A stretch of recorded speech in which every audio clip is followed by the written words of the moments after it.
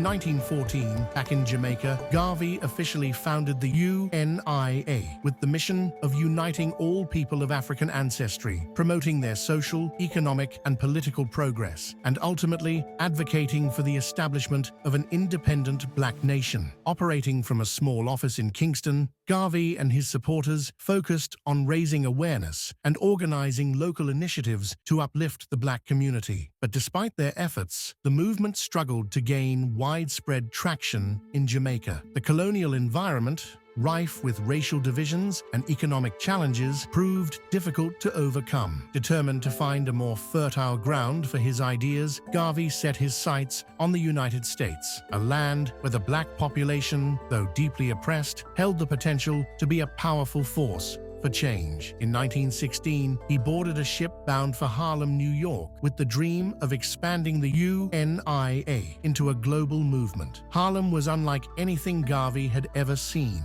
It was the epicenter of the black cultural renaissance, a place where ideas flourished and black pride was on the rise. Here, Garvey found an audience eager for change, men and women who had migrated from the South, from the Caribbean, and from Africa, all searching for a better life, attracting thousands of members with its message of black unity, self-reliance, and pride in African heritage.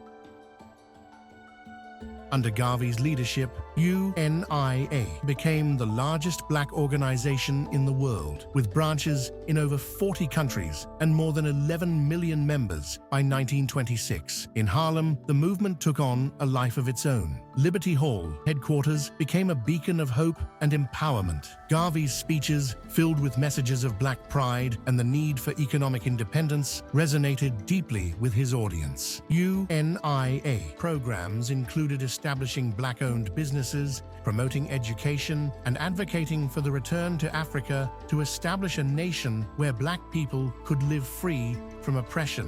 One of Garvey's most ambitious projects was the Black Star Line, a fleet of ships that would not only symbolize black economic power, but also serve as a practical means for connecting people of African descent around the world. The Black Star Line was a bold and unprecedented venture, aiming to prove that black people could build and operate their own businesses on a global scale. But as Garvey's movement grew, so too did the obstacles. UNIA faced criticism from both within the black community and from external forces who viewed Garvey's ambitions as a threat. The Black Star Line, plagued by mismanagement and sabotage, struggled to stay afloat. Despite these setbacks, Garvey's vision remained undimmed. He continued to push forward, believing that the success of the UNIA was crucial for the liberation and empowerment of black people worldwide. The dream of uniting the African diaspora under a single banner was a bold and ambitious one, but the path to realizing it was fraught with obstacles, some external, some born of his own choices. By the early 1920s, UNIA had become a powerful force with millions of members across the globe.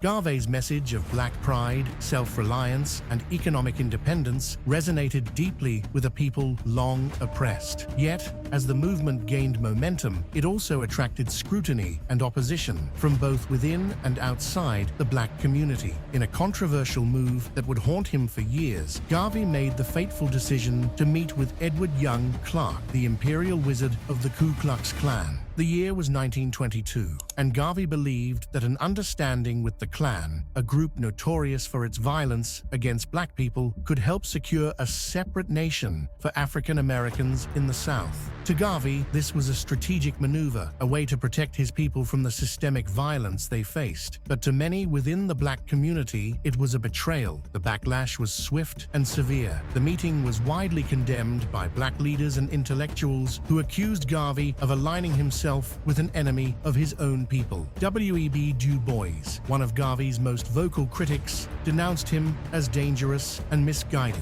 The fallout from this event would severely damage Garvey's reputation and fracture the unity within the UNIA. But Garvey, ever resilient, pressed on, determined to see his vision realized, no matter the cost. But the greatest blow to Garvey's dream was yet to come. In 1923, Marcus Garvey was arrested and charged with mail fraud in connection to the Black Star Line. The charges stemmed from the sale of stock in a company that, despite Garvey's grand promises, had failed to deliver. The trial was a spectacle, with the prosecution painting Garvey as a con artist who preyed on the very people he claimed to uplift. Convicted and sentenced to 5 years in federal prison, Garvey's fall from grace was swift and brutal. The man who had once commanded the largest black organization in the world was now behind bars, his movement in disarray. The Black Star Line, once the symbol of black economic power, was now a symbol of Garvey's overreach and the pitfalls of his ambition. Even in prison, Garvey remained defiant. He continued to write, to inspire, and to plan for a future where his people could live free from the shackles of oppression. But the damage had been done. UNIA, once a beacon of hope, was now struggling to survive without its charismatic leader at the helm. As Marcus Garvey languished in prison, his movement teetered on the brink of collapse. But the question remained, could the ideals he fought so passionately for be salvaged, or would the dream of black unity perish in the wake of his downfall?